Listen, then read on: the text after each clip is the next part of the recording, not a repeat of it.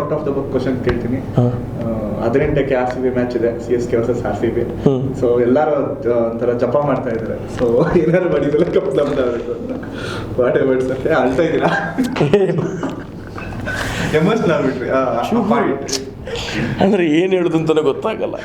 ಇನ್ನೊಂದು ಭಯ ಅಂದರೆ ಏನು ಟ್ರೋಲ್ ಆಗ್ತೀನಿ ಏನಾದರೂ ಹೇಳಿದ್ರೆ ಅಂತ ಅದೊಂದು ಜೋರು ಭಯ ಆಗುತ್ತೆ ಈ ಮ್ಯಾಚ್ ಇದೆಲ್ಲ ಬಂದಾಗ.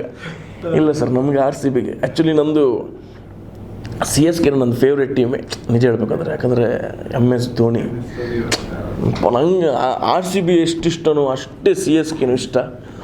ಬಟ್ಟು ಒಂಥರ ಒಂದು ಹೇಳ್ಬೇಕಂದ್ರೆ RCBನೂ ಗೆಲ್ಲಬೇಕು ಆಸೆ ಇದೆ. ಇನ್ನೊಂದು ಹೇಳ್ಬೇಕು ಅಂದರೆ ಎರಡು ಗೆದ್ರೆ ಏನು ಬೇಜಾರಲ್ಲ, ಅಲ್ಲಿ ಖುಷಿನೇ ಅಷ್ಟೇ. ಅಲ್ಲ ಅದೇ ಒಂದು ಯಾವುದು ಗೆದ್ದರೂ ಖುಷಿನೇ. RCB ಗೆದ್ದರೂ ಒಂಚೂರು ಜಾಸ್ತಿ ಖುಷಿ, CSK ಗೆದ್ದರೂ ಜಾಸ್ತಿ ಖುಷಿ, ಆ ಥರ 50-50. ಸೊ ನಾನಷ್ಟು ಸೀರಿಯಸ್ ಆಗಲ್ಲ ಈ ಸಲ ಮ್ಯಾಚಿಗೆ.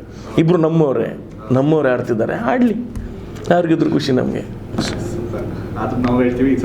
ಕಪ್ ನಮ್ಮದೇ ಅಂತ ಅದು ನಾವು ಯಾವಾಗಿಂದ ಹೇಳ್ತಿದ್ದೀವಲ್ಲ, ಅದೊಂಥರ ರೆಗ್ಯುಲರ್ ಪ್ರಾಕ್ಟೀಸ್ ನಮಗೆ. ಮ್ಯಾಚ್ IPL ಬಂತಂದರೆ ಈ ಸಲ ಕಪ್ ನಮ್ಮದೇ. Thank you sir. Thank you. ಒಳ್ಳೆದಾಗಲಿ ನಿಮ್ಮ ಫ್ಯೂಚರ್ಗೆ. ಥ್ಯಾಂಕ್ ಯು ಸೋ ಮಚ್ ಅಣ್ಣ. Thank you.